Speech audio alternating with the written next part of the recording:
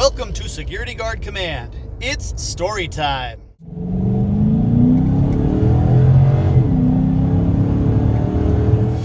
As the sun goes.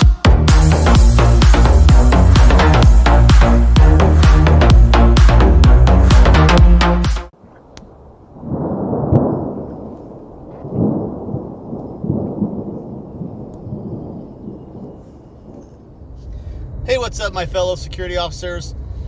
Appreciate you tuning in. Always grateful to have you on here.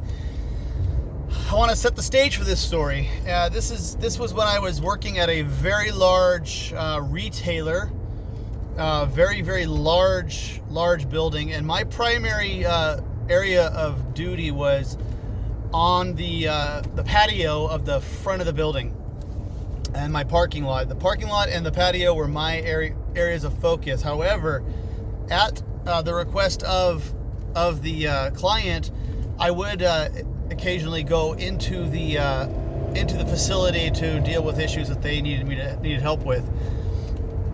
So I was standing post, watching my parking lot and watching my patio, watching people come and go, minding the red zones, the parking areas, and I get a call on my radio to come into the store immediately. I head for the front door, and I met with one of the managers, and they point to me an area of the store, and they say take her into custody. And so as I'm heading that way, they start to explain to me what the situation was. Basically, this person was part of an organized smash and grab, and they were resisting going into the back office to be processed. At this point, they'd already been notified that they were being placed under arrest by the store's internal LP, and at this point, because there was resisting at this point, and it involved potentially a minor with alcohol. They wanted to have me bring her into the office and place her under arrest for a misdemeanor.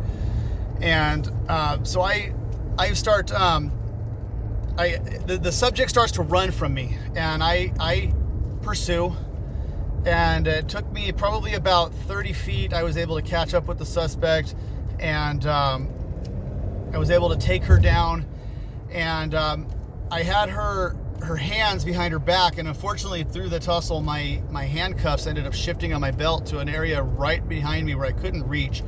And the subject had a very poofy coat on, and if I let go of anything, she was going to slip away again. So I was struggling with that situation. And then to make matters worse, as I'm looking around at my surroundings, I noticed that there are 4 guys who had been identified by management as her accomplices coming straight towards us. At this point, I had to make a decision, and I made the decision to let her go, because at this point we would be outnumbered, and I did not know what the intentions of these 4 other suspects were at this time. So I let her go. She ran to them. They all ran out the door. We did recover our products, and we followed them out to the parking lot. We were attempting to get a license plate because they did have a getaway vehicle.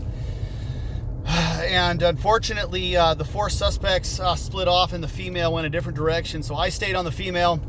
Management attempted to follow the 4 male subjects, and they were unsuccessful. They managed to get away and then get into their car and drive away. So one thing that I did, and it may or may not have been correct, but I ended up following this female subject at a distance, and at one point we did leave the property.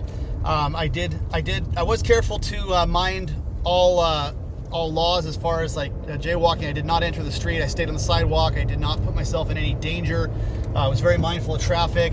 I kept my distance from the subject, and I did manage to get the license plate of the getaway vehicle. I had PD on the phone at the time, and I read the license plate directly to PD, the description of the car, description of the subjects, and at that point I returned to my post And I think a total of about maybe 200 feet off the property line is where I went. That may or may not have been the best course of action. And I'll admit that. I mean, I probably should have stayed. I probably should have dropped it at that point. But sometimes it's hard to let go of those things. And that's probably a learning thing for me, is to learn when to let go of a situation.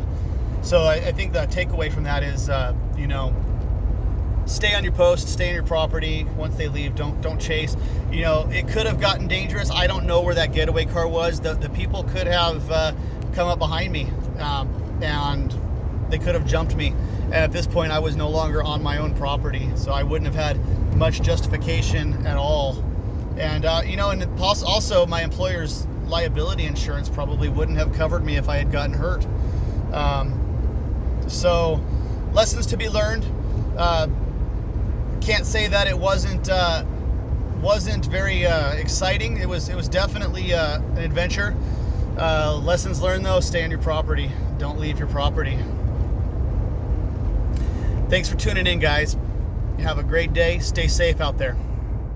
Don't forget to subscribe, hit that notification bell, and like, comment, and share. Thank you much.